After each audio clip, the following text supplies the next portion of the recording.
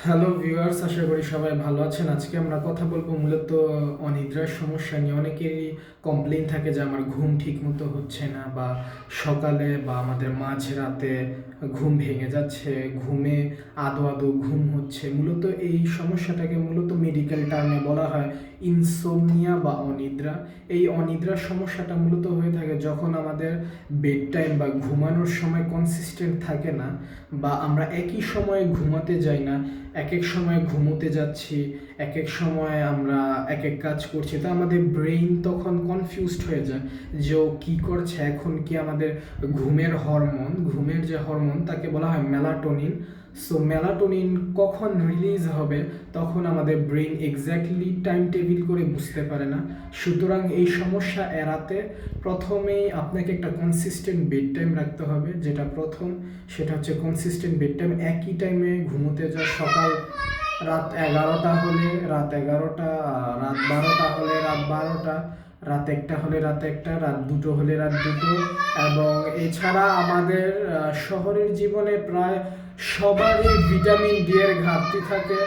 সুতরাং vitamin D এর ঘাটতি পূরণ করার জন্য আপনাদের অবশ্যই সাপ্লিমেন্ট নিতে হবে। আর সাপ্লিমেন্ট যদি আপনারা না নিয়ে থাকেন, প্রতিদিন সকাল 10টা থেকে সকাল 11টা, বা বিকেল 3টা থেকে বিকেল 4টা, বা 3:30 থেকে 4টা, বা 3টার আগে কিছুক্ষণ আগে থেকে আপনারা রোদ্রের আলো নিতে পারেন। 10 থেকে 15 মিনিট বা 20 মিনিট, ঘাটতি যদি বেশি থাকে 20 মিনিট 30 মিনিটও নিতে পারেন। এইসব ভিটামিন ডি এর ঘাটতি যদি আপনারা ঠিক না করেন, আপনারা যতই স্লিপিং পিল বা ঘুমের ওষুধ খান না কেন, আপনাদের শরীর বা ঘুমের কোনো উন্নতি হবে না, যা ডাক্তার আপনাকে কখনো বলবে না।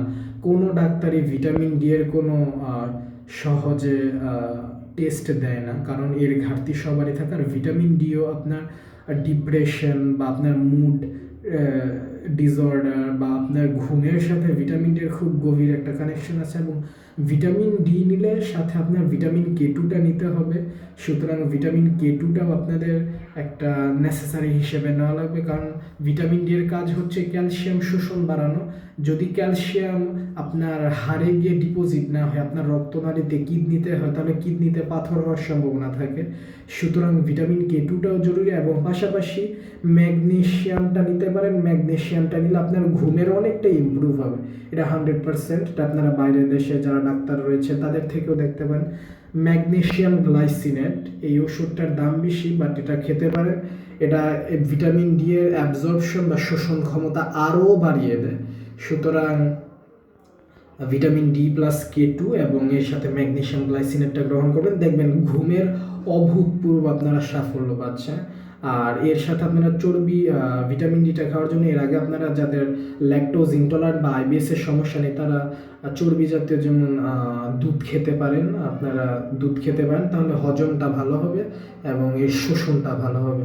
আশা করি সবাই বুঝতে পারছেন। যদি কোনো সাজেশন দরকার হয় কমেন্টে জানাবেন। লাইক সাবস্ক্রাইব করে পাশে থাকবেন। ধন্যবাদ।